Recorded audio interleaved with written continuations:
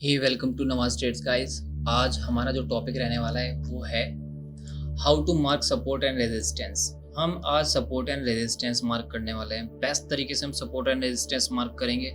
Daily time frame पे कैसे कर सकते हैं, हावर्ली को कैसे यूज़ करते हैं, 15 मिनट 5 मिनट, हम चारों के चारों टाइम फ्रेम का यूज़ करना देखेंगे कि इन पर जो है हम किस तरीके से जो है अपने सपोर्ट एंड रेजिस्टेंस जो है हम यहाँ पर मार्क कर सकते हैं। ठीक है ना। तो फटाफट से जो है हम वीडियो स्टार्ट करते हैं, चलते हैं बिना टाइम वेस्ट किए हुए। ठीक है ना। हम आ जाते हैं यहाँ पर, हम आ गए हैं यहाँ पर जो है अपने क्रोम ब्राउज़र पे, और मैंने जो है यहाँ पर धन का जो है एक ब्रोकर खोला हुआ है। तो अब हम जो है यहाँ पर समझने की कोशिश करते हैं कि किस तरीके से जो है हम यहाँ पर अपने सपोर्ट एंड रेजिस्टेंस को मार्क कर सकते हैं। सबसे पहले आता है हमारा यहाँ पे time frame, daily time frame. तो डेली टाइम फ्रेम का हम कब यूज करेंगे, कैसे यूज करेंगे? डेली टाइम फ्रेम पे जैसे हम आएंगे यहाँ पर डेली वन डे आ गए, ठीक है। तो डेली टाइम फ्रेम पे आने के बाद जो है हम यहाँ पर सपोर्ट एंड रेजिस्टेंस को मार्क करने के लिए हम डे का टाइम फ्रेम यूज तब करते हैं जब हमारी मार्केट कभी भी गैप अप या गैप डाउन ओपनिंग करती है। Gap up gap down opening मतलब यहाँ पर मैं आपको समझाऊंगा कि यहाँ पर जो है मार्केट जैसे यहाँ पर क्लोज होती है, क्लोज होने के बाद यहाँ पर कहीं पे ओपनिंग नहीं की इसने, इसके आसपास भी नहीं की, सीधा का सीधा यहाँ पर इतनी ऊपर जाकर के खुली। तो इस कंडीशन में जो है हम यहाँ पर जो है डेली टाइम फ्रेम का यूज करते हैं सपोर्ट एंड रेजिस्टेंस को मार्क करने के लिए। जैसे मैं यहाँ पर एक सपोर्ट एंड रेजिस्टेंस मार्क करके आपको दिखाता हूँ। तो कैसे हम यूज करेंगे, हम इसको यूज करते हैं जब हमारी मार्केट गैप या गैप डाउन ओपनिंग हो तो उसके आसपास के लेवल्स को लगाते हैं। मीन्स हम उसके आसपास के जो स्विंग्स होते हैं उनको पकड़ने की कोशिश करते हैं। जैसे कि सबसे इसके आसपास स्विंग जो बन रहा है, ठीक है ना, वो सबसे ऊपर यहाँ पर बन रहा है। हालांकि ये तो नहीं है कि ये कैंडल इतनी बड़ी बन जाएगी, लेकिन फिर भी मैं इसको टॉप पे लगा के चल रहा हूँ, ठीक है ना। उसके बाद जो है मेरा यहाँ पर जो व्यू बनेगा, नेक्स्ट जो बनेगा मेरा यहाँ पर बनेगा, ये इस स्विंग पर बनेगा। यहाँ से जो है मार्केट ने एक रिकवरी दिखाई थी, तो यहाँ पर जो मेरा व्यू है, तो ये हमारा एक स्ट्रॉन्ग रेजिस्टेंस है कि कहीं ना कहीं मार्केट अगर यहाँ तक जाती है तो यहाँ से जो है टच करने के बाद, तो यहाँ तक जाने के बाद जो है मार्केट में जो है सेलिंग आ सकती है, ठीक है ना। दूसरा मेरा व्यू बनता है यहाँ पर यहाँ से, ठीक है ना। तो ये भी एक व्यू पॉइंट है मेरा, ठीक है ना। उसके बाद जो है दूसरा मेरा कहाँ बनता है, ये वाली कैंडल का, मतलब इसके आसपास के जो कैंडल्स है हमें उनको मार्क करना है, मतलब उनके स्विंग्स को मार्क करना है कि कहाँ से जो है मार्केट हमारी गिरी है या उठी है। एक और मैं मार्क करता हूँ यहाँ पर इसके पास वाली ये वाली कैंडल, एकदम इसके क्लोज वाले, ठीक है ना। तो मैंने यहाँ पर इस टाइम फ्रेम को जो है मार्क कर लिया है। कहीं ना कहीं अगर ये यहाँ से निकलता है तो फिर मैं इस वाली कैंडल के ऊपर मार्क करूँगा। अगर ये यहाँ से नीचे की तरफ निकलता है तो फिर मैं यहाँ पर नहीं मार्क करूँगा कि इतने ऊपर इतनी नीचे चली जाए, या फिर यहाँ तक भी नहीं आ सकती क्योंकि यहाँ पर बहुत ज्यादा गैप है, ठीक है ना। तो इतनी बड़ी कैंडल एकदम से फॉर्म नहीं हो सकती। तो इसके आसपास वाला मैं ढूंढने की कोशिश करूंगा, जैसे मुझे मिला है भी यहाँ पर ये, लेकिन ये तो मैं मार्क कर लूंगा। इनको हम मार्क करने के बाद स्ट्रॉन्ग कैसे बनाएं, स्ट्रॉन्ग ये कब होंगे, हम वो चीज देखने की कोशिश करते हैं अभी के लिए, ठीक है। कि हमने ये सपोर्ट एंड रेजिस्टेंस तो मार्क कर लिया, क्या ये स्ट्रॉन्ग है कि नहीं है, ठीक है ना। हम उस चीज को भी देखो यहाँ पे देखने की कोशिश करते हैं। तो जैसे कि मैंने अभी यहाँ पर ये वाली एक जो है इसके बेस पर इसका जो है एक रेजिस्टेंस बना दिया। ये अब ये एक स्ट्रॉन्ग है कि नहीं है, कि मार्केट यहाँ पे आने के बाद सेलिंग प्रेशर में जा सकता है कि नहीं जा सकता है। इसको देखने के लिए जो है मुझे पीछे जाना पड़ेगा। पीछे मतलब ये कैंडल पे तो यहाँ पे टच हो रही है, ये हमारी लाइन जो है कम से कम मैं कहूँगा 2 से 3 कैंडल पे मिनिमम टच होनी चाहिए, बिल्कुल एक्यूरेट। तो ये हमारी एक स्ट्रॉन्ग रेजिस्टेंस बनेगी। जैसे कि मैं यहाँ पर पीछे देखने की कोशिश करता हूँ, यहाँ पर मैं आता हूँ, ये देखो बिल्कुल एग्जैक्ट टच यहाँ पर आया है, ठीक है ना। जब यहाँ पर एग्जैक्ट टच आ गया तो इसका मतलब यहाँ पर जो है ये हमारी एक स्ट्रॉन्ग रेजिस्टेंस बन चुकी है। यहाँ पर देखो 2 बार इसने टच किया, इसका मतलब यहाँ पे क्या है कि ये एक स्ट्रॉन्ग रेजिस्टेंस का हमारा काम करेगी। यहाँ पर जो है मैंने इस वाली कैंडल को मार्क किया, मार्केट जो है यहीं पर देखने के बाद यहीं से जो है पूरी रिवर्स हो गई।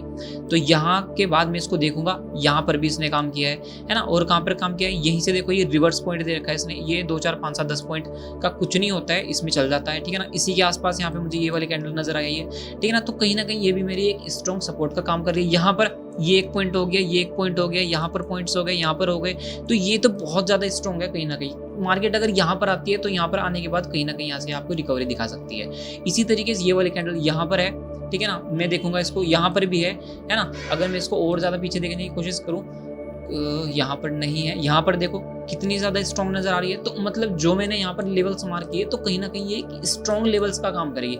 हम इनको मार्क कब करेंगे, जब हमारी मार्केट जो है गैप अप या गैप डाउन ओपनिंग देती है, ठीक है ना। तो इनके साथ हम चल सकते हैं कि मार्केट अगर यहाँ पे कहीं ओपनिंग हुई है, ठीक है, तो जैसे यहाँ पे नीचे गिरेगी तो इस सपोर्ट को पकड़ के जो है हम यहाँ पे खरीदारी कर सकते हैं और यहाँ पे कहीं ना कहीं एक बाय पॉइंट को बना सकते हैं। और अगर ऊपर जाती है तो मैं इस रेजिस्टेंस को पकड़ के जो है यहाँ से सेलिंग की ओर जा सकता हूँ, ठीक है ना। इस तरीके से जो है हम अपने लेवल्स को जो है मार्क करते हैं, ठीक है ना। उसके बाद जो है हमारा टाइम फ्रेम दूसरा आ जाता है। दूसरा टाइम फ्रेम कौन सा है हमारा, वो 1 आवर टाइम फ्रेम। तो हावरली टाइम फ्रेम का हम यूज कब करते हैं, जब gap up gap down opening हो तब भी हम उसका यूज कर सकते हैं, या नॉर्मल ओपनिंग हो रही है मतलब जहाँ पे मार्केट जो है क्लोज हुई अगर उसी के आसपास ओपनिंग हुई है तो तब भी हम उसका यूज कर सकते हैं। उसका तो यूज हम किसी भी तरीके से कर सकते हैं। तो हम यहाँ पर जाएंगे डे के टाइम फ्रेम पे और हम जाते हैं यहाँ पे हावरली टाइम फ्रेम पे, ठीक है ना। जैसे कि हम आए हावरली टाइम फ्रेम पर, ठीक है ना, तो हम यहाँ पे देखने की कोशिश करेंगे।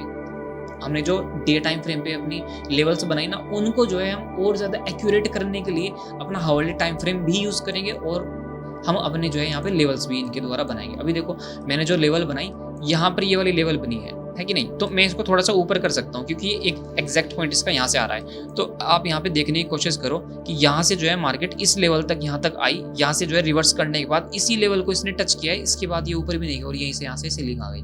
यहीं पर आपको जो है स्कैल्पिंग पॉइंट्स अच्छे खासे जो है अर्न हो जाते हैं, मिल जाते हैं। नीचे अगर हम देखने की कोशिश करें तो नीचे यहाँ पर बना हुआ है, तो मैं इसको और एक्यूरेट करने के लिए थोड़ा सा और नीचे कर सकता हूँ। इस तरीके से जो है हम अपने स्ट्रॉन्ग सपोर्ट और रेजिस्टेंस जो है हावरली टाइम फ्रेम पे भी बना सकते हैं, ठीक है ना। मैं अगर इसको यहाँ पर ना बनाना चाहूँ या इसके साथ साथ और बनाना चाहूँ तो मैं यहाँ पर भी बना सकता हूँ, या फिर मैं बनाऊंगा यहाँ पर कि यहाँ से जो है मार्केट ऊपर गई ही नहीं है, तो इसका मतलब यहाँ पर जो सेलर है वो ज्यादा क्वांटिटी में हो सकते हैं या बड़े पैसे वाले हो सकते हैं कि कहीं ना कहीं मार्केट अगर यहाँ पर जाती है तो यहाँ से सेलिंग हमें प्रेशर एक देखने के लिए जरूर यहाँ पर मिल सकता है, ठीक है ना। तो इस तरीके से जो है हम हावरली टाइम फ्रेम पे भी अपने सपोर्ट एंड रेजिस्टेंस को बना सकते हैं। उसके बाद हमारे जो रेजिस्टेंस सपोर्ट बनाने का जो तीसरा ऑप्शन है वो है 15 मिनट टाइम फ्रेम। तो 15 मिनट टाइम फ्रेम पे जैसे हम आएंगे तो 15 मिनट टाइम फ्रेम का हम यूज तब करते हैं जब हमारी मार्केट बिल्कुल एक्यूरेट जहाँ पर बंद हुई उसी के आसपास ओपन हो जाती है। जैसे कि यहाँ पर ये बंद हो गई हमारी मार्केट, तो इसी के आसपास यहाँ या यहाँ पर ओपनिंग हो गई।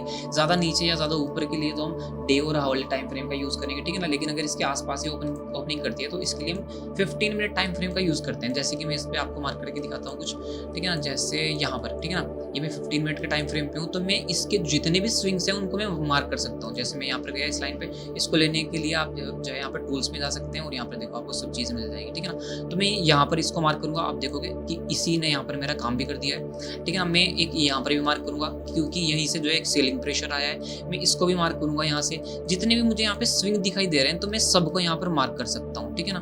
मैं इन स्विंग को सभी को मार्क कर लूंगा इस तरीके से, ठीक है ना। तो कल के दिन जब मेरी मार्केट ओपन होगी, आज की मार्केट में जैसे ही मैंने स्विंग मार्क कर लिए, तो कहीं ना कहीं मुझे इन स्विंग पे जो है अपनी मार्केट जो है सेलिंग और बाइंग प्रेशर दिखा सकती है।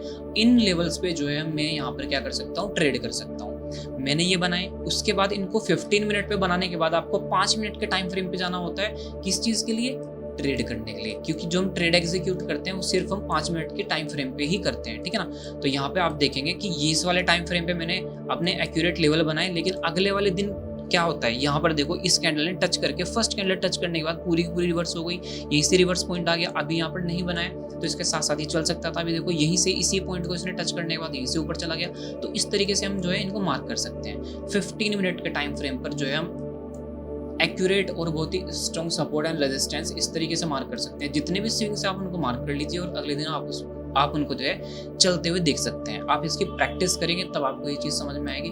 अभी आपने देख लिया होगा, आपकी समझ में आ गई होगी, लेकिन आपको इस पर करनी पड़ेगी प्रैक्टिस। मैं इसको हटाता हूँ सभी को। अगर आप यहाँ पर 5 मिनट के टाइम फ्रेम का यूज़ करना चाहो तो 5 मिनट के टाइम फ्रेम पे भी आप इनको जो है मार्क कर सकते हैं। बड़े स्विंग जितने भी आपके बने हुए हैं, मैं तो ये कहूँगा कि बड़े स्विंग आप मार्क करने की कोशिश करें।